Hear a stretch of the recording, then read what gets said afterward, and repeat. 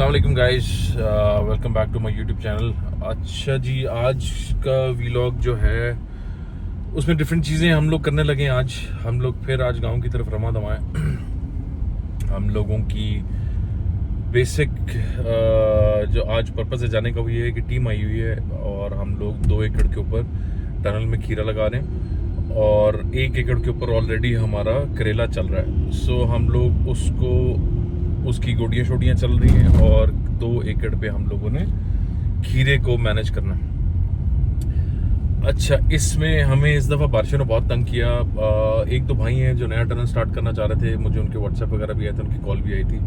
जिस तरह कि मैं सबको कहता हूँ, मैं एक्सपर्ट तो नहीं हूँ, लेकिन मैं कोई 5वीं दफ़ा कि चौथी दफ़ा खीरा लगा रहा हूँ। सो मुझे काफ़ी ज़्यादा खीरे की और करेले की और 4-5 और सब्जियाँ जिनकी ठीक ठाक डेप्थ में समझ आ चुकी है, तो मैं खीरे के ऊपर एक डिटेल्ड वीडियो बनाऊंगा। और दूसरा, मुझे कुछ लोगों ने ये भी पूछा था कि टनल में काम करना चाहिए कि नहीं, या टनल अगर लगाते हैं तो कुछ बेवकूफ़ियाँ थी जो मैंने की थी शुरू में। पता नहीं था, जो सामान देता गया लेता गया, बट इवेंचुअली ऑब्वियसली जब आपको एक्सपीरियंस हो जाता है तो फिर आप थोड़ा सा अक्लमंदी से काम लेके बहुत सी जगहों से पैसे बचा सकते हो। बिकॉज आपका एंड पर्पज़ पैसे कमाना है, आपको देखना पड़ेगा कि कहाँ से पैसे बच सकते हैं और किस तरह से आप उसको बेहतर कर सकते हैं। तो बाकी चीज़ें हम लोग आपको जाके दिखाते हैं। हम लोगों की ज़मीन तैयार हो गई है, बारिशों ने ठीक ठाक तंग किया है हमें इस दफ़ा। जितने भी किसान भाई हैं वो समझते होंगे, बहुत सी हमने प्याज लगाया था नसरपुरी, जो नहीं चल सका क्योंकि जिस दिन लगाया उससे 2 दिन बाद से लगातार बारिशें शुरू हो गई। और बारिशें भी ऐसी थी हमारे इलाके में कि पानी खड़ा रहा हमारा ठीक ठाक उसके अंदर, तो वो काफ़ी हम लोग तंग हुए। हम लोगों ने मिर्च लगाई हुई है, उसके अलावा कद्दू लगाया हुआ 2 एकड़ के ऊपर, और इंशाल्लाह आगे प्लान है मूली भी लगाने का और 2-4 और सब्जियां भी लगाने का। सो वो भी आपको साथ साथ दिखाएंगे। आज मेन पर्पज़ है कि टनल सेटअप कैसे होता है, खीरा कैसे लगता है।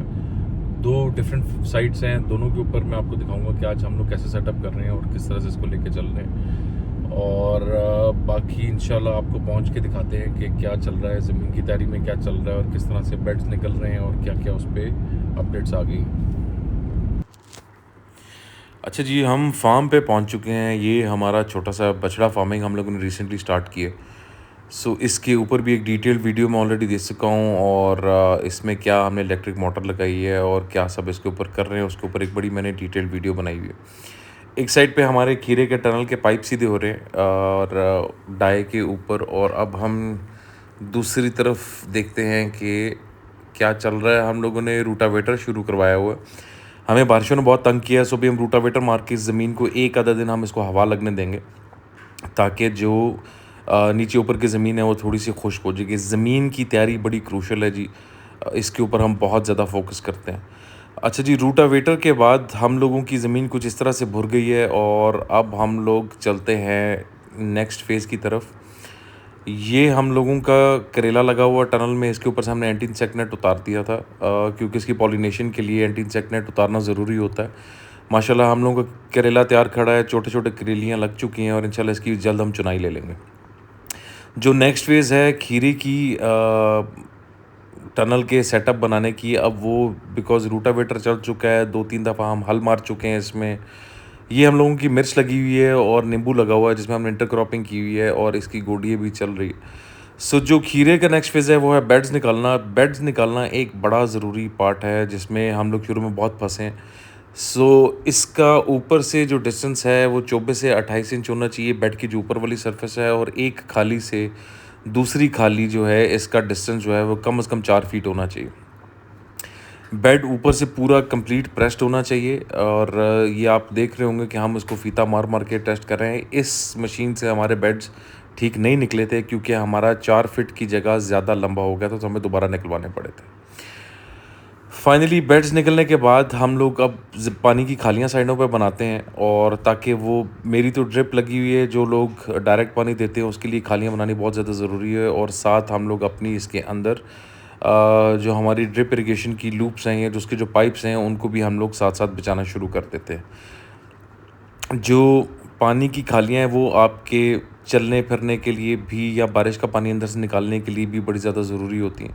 सो वो भी आपको शुरू में ट्रैक्टर से निकलवा लेनी चाहिए और उसके बाद जो उसकी छोटी मोटी सेटिंग रह जाती है वो फिर आप मैनुअली कईयों के साथ उसको खुद करते हैं।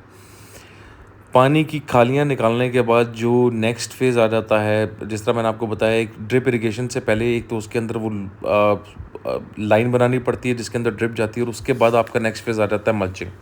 कुछ लोग मल्चिंग करते हैं जो गोडी से थोड़ा-सा घबराते हैं, मेरे जैसे लोग वो अच्छे मौसम में जो कि सर्दी की तरफ जा रहा हो तो उसमें मल्चिंग करा लेते हैं जिससे आपकी बहुत हद तक जो गोडी है वो बच जाती है।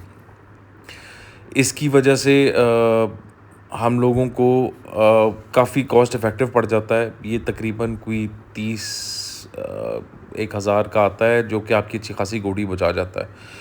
उसके बाद इसके अंदर आपको सुराख करने होते हैं। हम लोग ये सिलेंडर के थ्रू सुराख करते हैं। मैनुअली अगर इसको फाड़ना शुरू करें तो उसकी वो नहीं रहती है।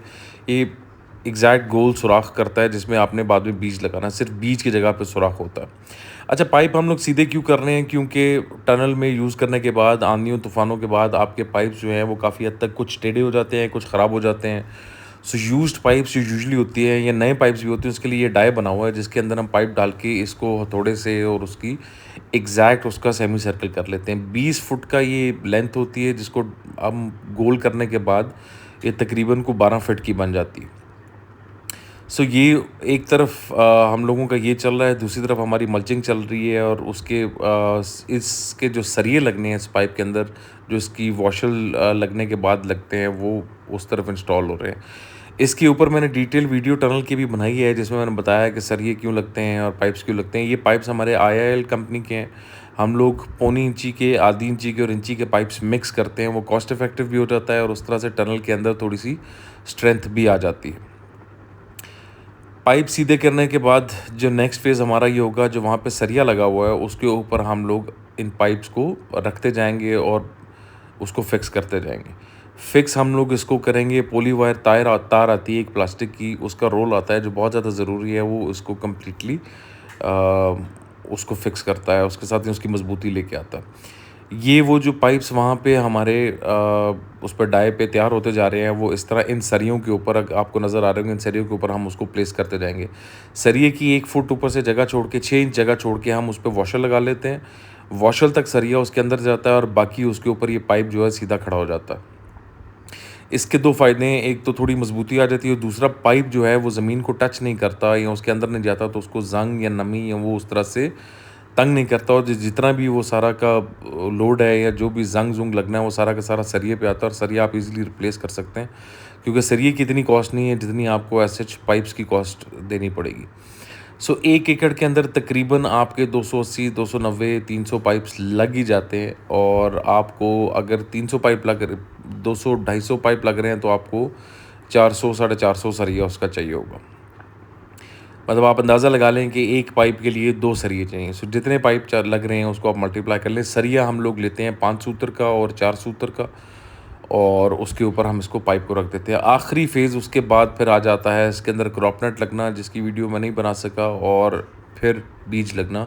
बीज को लगाने से पहले आपको इसका उम्ब्रे दवाई है उसके साथ इसका ट्रीटमेंट करना पड़ता है ताकि उसको फंगस वगैरह ना लगे, और उसके बाद हम लोग 3 दिन के लिए इसको कंप्लीट बंद कर देते हैं जर्मिनेशन के लिए। मैं अपने कैमरा से पिक्चर लिए बिकॉज़ आखिरी दिन मुझे ट्रैवल करना पड़ गया था। इस तरह से हमारा टनल सेटअप तैयार हो गया है। उस साइड पे करेला है, इस साइड पे खीरा है। 3 दिन हम इसके अंदर नहीं जाएंगे और हम इसके इर्द गिर्द चूहों की जहर वाली दवाई जो है वो बहुत ज़रूरी है लगानी। इसमें सबसे बड़ा इश्यू चूहों का आता है। 3 दिन के लिए आपको चूहों से अपना बीज बुझा के रखना है। टनल आपने टाइट बंद रखना है और उसकी साइडों पे आप छोटी मोटी चीज़ों के ऊपर जहर लगा के या तो बीज बिखेर दें या आप चावल के दाने या रोटी के टुकड़े या आटा में जहर डाल के बीज दें। 3 दिन के बाद इंशाल्लाह आपकी जर्मिनेशन स्टार्ट हो जाएगी। जहाँ जर्मिनेशन नहीं होती वो जो नागे हैं उनको भर लें और उसके बाद 3 पत्तों पे जब जाता है तो आपने एंटी फंगल स्प्रे शुरू करना है, और जब 5 से 6 पत्तों पे आता है तो आप उसको पहली फर्टिलाइज़र दे दें। कंप्लीट इसका फर्टिलाइज़र प्लान, स्प्रे प्लान इंशाल्लाह एक नेक्स्ट वीडियो के अंदर मैं कंप्लीटली दूंगा। Thank you for watching the video. कोई इन्फॉर्मेशन चाहिए तो प्लीज़ इन द